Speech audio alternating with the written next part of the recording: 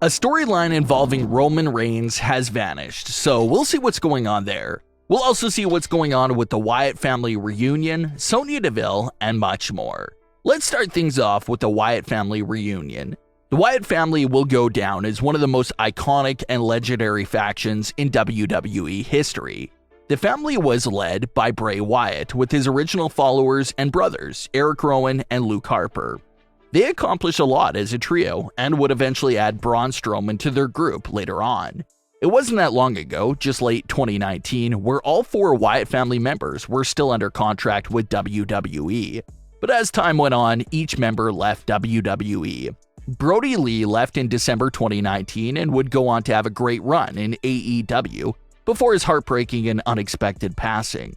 Erick Rowan would end up getting released during one of WWE's earliest pandemic-related cuts, and even made a few AEW appearances himself.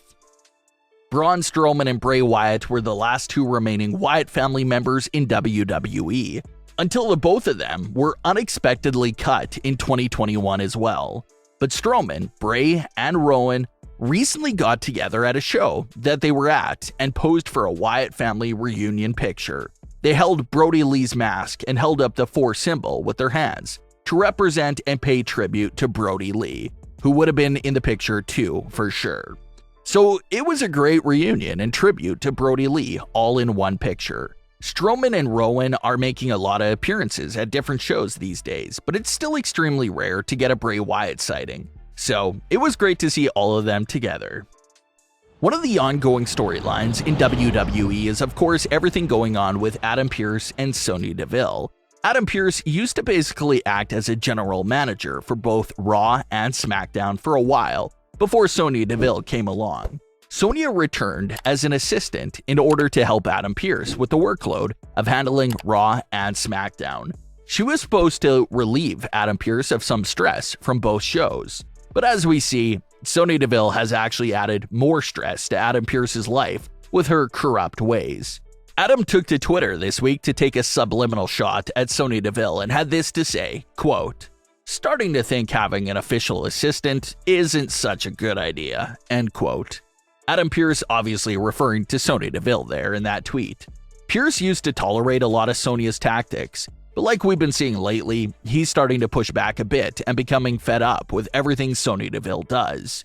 So that's one active background side story that could become bigger and bigger as time goes on. Obviously, the usual climax for a storyline like this would be the firing of Sonya Deville as a WWE official. So is that what all of this is building towards? Are we building to Sonya eventually getting busted for everything bad that she's done? That's definitely one route to take this story in, or maybe Sonya just gets away with everything for a while longer. But one thing is for sure, Adam Pearce has had enough and will continue to fight back against Sonya Deville. So we'll have to see how that continues to unfold. Now let's get into everything Roman Reigns related, because there's a lot of unanswered questions that just popped up. So after WrestleMania 38, Nakamura was the one who came out to confront the Bloodline. The Usos attacked him, and that closed out the show. That was no ordinary show either. That was the closing moments for the big Smackdown after WrestleMania show. The shows after WrestleMania have been known to kick off big new feuds and storylines. That's what everyone assumed was going on there. Everyone naturally thought that the closing moments between Nakamura and the Bloodline was meant to start this new Roman Reigns versus Nakamura feud. But the next week after that, Roman was not on the show, and the Nakamura story was not touched on or acknowledged at all. Follow that up the next week with no acknowledgement of the Roman and Nakamura moment once again. Nakamura strangely came out as a lumberjack for the main event of SmackDown and appeared to have moved on from Roman Reigns. So, the introduction to this story, only for it to be suddenly ignored, has fans wondering what's going on. Are we going to see Roman Reigns versus Nakamura after all, or was that moment between them just pointless? Well, everything we see on WWE television is supposed to have a meaning. That moment was obviously meant to kick off that feud. The only assumption left to believe now is that WWE had second thoughts about the feud and decided to scrap it.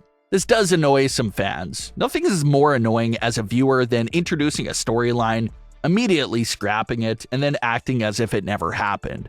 That sort of thing goes back to what we always say about insulting the audience's intelligence.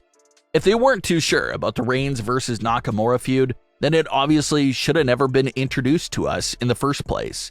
So no one knows what's going on there with that feud anymore, but telling by the way they haven't acknowledged that moment going on 3 weeks now, it's possible that they're going to act like we never saw that moment between Roman Reigns and Nakamura. If the Nakamura match isn't happening, that also leaves Roman Reigns' Backlash status up in the air. Backlash is getting closer and closer by the day, but the main undisputed WWE champion has no match on the card as of this very moment. Reports claim that Roman Reigns is still expected to defend his title and main event Backlash, but considering all this uncertainty with the Nakamura storyline, no one knows who Roman will defend against at Backlash.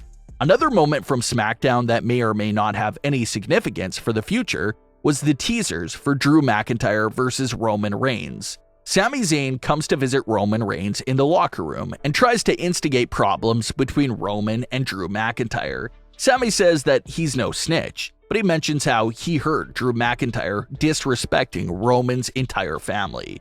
Sami is obviously doing this because he wants some sort of help and protection out there from Drew McIntyre. It appeared that Roman Reigns did believe him as well because he immediately turns to the Usos and tells them to go take care of that.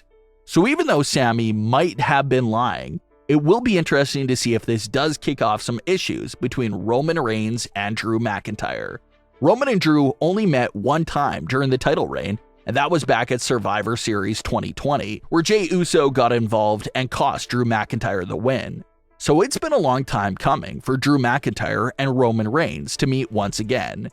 Even just a few months ago, during a number one contenders battle royal match, Drew McIntyre was specifically left off the list Adam Pearce made. Now, it was never confirmed to us why Drew McIntyre was left out of that list, but fans speculate that it could have been Paul Heyman and Roman Reigns who forced Pearce to leave Drew out of that match, since he's a big threat to Roman's title reign. If Roman Reigns vs. Drew McIntyre does kick off again, it'll be interesting to go back and revisit some of those unanswered moments. So that's the latest with Roman Reigns right now. Everything is sort of in limbo at this current moment. Is the Nakamura feud really cancelled? Are they changing plans up for Roman Reigns vs. Drew McIntyre instead? A lot of questions here for the undisputed Universal Champion's direction, but hopefully everything comes clear in the coming weeks. But what are your thoughts on today's stories? Leave your comments below, don't forget to subscribe with all notifications on, and leave a like if you enjoyed. Thanks for watching, guys.